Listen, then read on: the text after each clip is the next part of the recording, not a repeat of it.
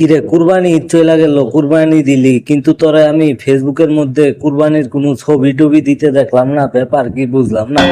ফেসবুকে তো অন্তত পক্ষে দিবি যে আমরা কুরবানি দিছি, গরুর ছবিটাও তো দিতি মানুষের দেখানোর লাইগা যে আমরা কুরবানি দিছি।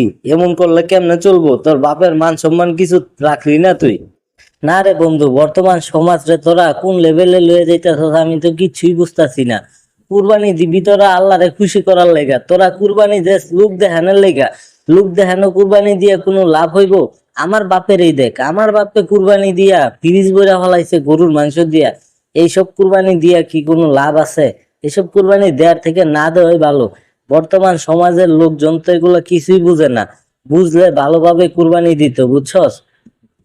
তো তোর বাপে তো ঠিকই করছে, ফ্রিজ বইরা ফেলাইছে। টাকা দিয়ে কুরবানি দিব, মাংস মাই ছেড়ে দিব কে লিগা? আমা করে দেখ, আমরা মনে করতে কুরবানি দেওয়ার লাইগা একটা নতুন ফ্রিজই কিনছি, পুরা ফ্রিজ বইরা থইছি মাংস দিয়া। খালি ঈদের দিন কয়েকটা ডেডও মারছি যে কুরবানি দিছি, মানুষরা দেখাইছি যে আমরাও বড় গরু কুরবানি দিছি। নিজের টাকা দিয়ে মাইনষের গরু খাওয়ামো, এটা কি হয় নাকি?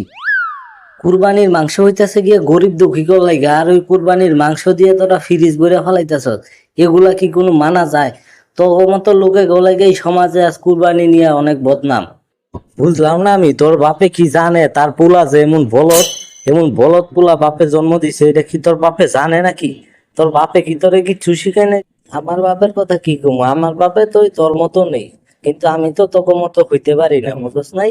কুরবানি দেয়া নিয়ে খেল খেলা নাকি? তোরা মনে করছে কুরবানি রে খেল খেলা বানায় ফেলাইছিস।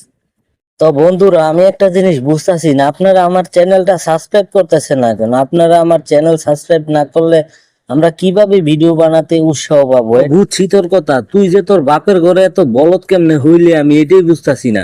তোর বাপে কি তোরে কিচ্ছু কয় না নাকি? আচ্ছা যাক, বাদ দে, আজকে চইলা যাই, তোর কথা হইনা আমার রাগ রুগ উঠতাছে। তুই বেটা কোন যুগে পইরা রইছিস? ডিজিটাল যুগে থেকে অ্যানালগ যুগের কথাবার্তা কস, এগুলা কি মানা যায় নাকি? এই তো একটা জিনিস কিচ্ছুই বুঝতাম পারতাছি না, তোমরা কুরবানির মাংস এখন পর্যন্ত খাইতাছো, তোমাও কি জ্ঞান বোধ নাই নাকি? কুরবানি দিছো তো দিছই, লোকজনরে তো দেখাইছোই, এখন কুরবানির মাংস তোমরা ফ্রিজে রাইহা এতদিন বড়া খাইতাছো। তোমার এত কিছু বোঝা লাগবো না। কুরবানি দিছি, কুরবানির মাংস আমরা এত দিন বড় খামু না কি করমু? কুরবানির মাংস একবারে সব খাইয়া ফেলামু নাকি? হ্যাঁ, কামাই রোজগার তো করো না, তুমি বুঝবা কি? এই কুরবানির মাংস দিয়ে 6 মাস চলবা।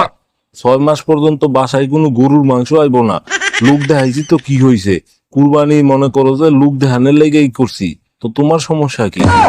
তো দর্শক দেখলেন তো আমার বাপের অবস্থা, এরকম হাজারো বাপের এইরকম অবস্থা, বুঝতে পারছেন আপনারা? কুরবানি দিবেন গরিব দুঃখীদের জন্য, কুরবানির মাংস যদি আপনারা ফ্রিজে রাইখা দেন তাহলে ওই কুরবানি দিয়ে তো কোনো লাভই হইব না।